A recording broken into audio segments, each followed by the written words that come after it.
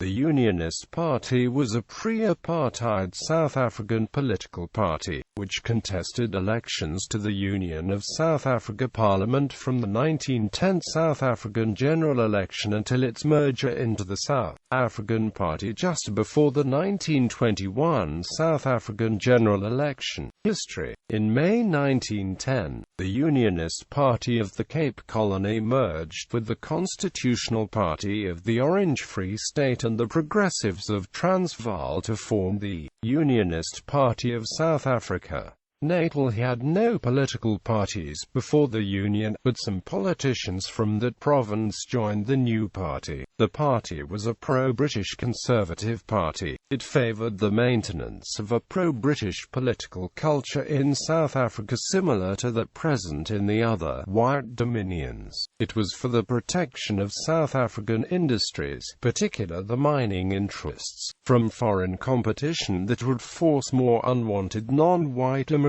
to South Africa, mainly from India. The party's interests were closely tied to those of the Anglo-South African middle class and the mining corporations in the diamond and gold mines of South Africa. It also enthusiastically supported British imperialism, and many of its founding members were those who had championed the British cause in the Second Boer War. The Unionists, as the largest party in the House of Assembly not included in the government, formed the official opposition in the first two South African parliaments.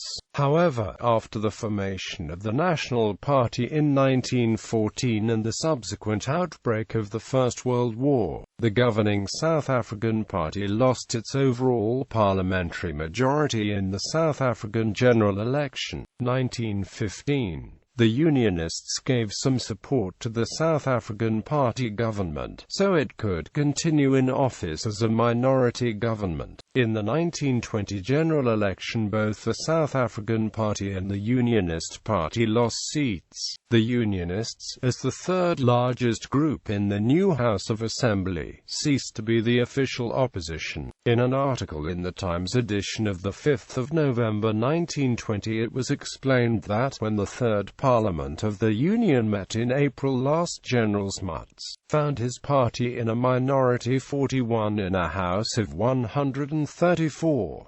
He decided to carry on, trusting to the support of the Unionists. Faced with growing nationalism among the enfranchised whites and coloureds of South Africa, the Unionist Party's base dwindled. The party was forced into first an alliance and then fusion with the South African Party, in a futile attempt to stop the National Party from coming to power, which it did in the 1924 South African general election. The merger between the Unionists and the South African Party took place in November 1920.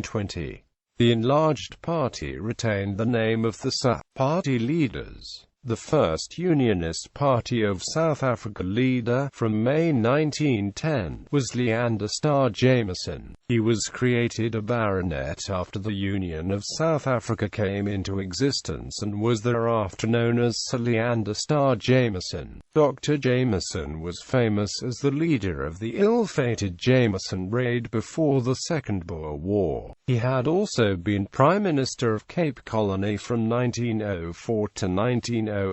Jameson retired from the leadership in April 1912 when the Irish-born Sir Thomas Smart was unanimously elected as the new leader. Smart had been a senior colleague of Jameson's, both in the Cape Colony Parliament and Government and the Union House of Assembly. Smart remained the Unionist leader until the fusion with the South African Party in November 1920.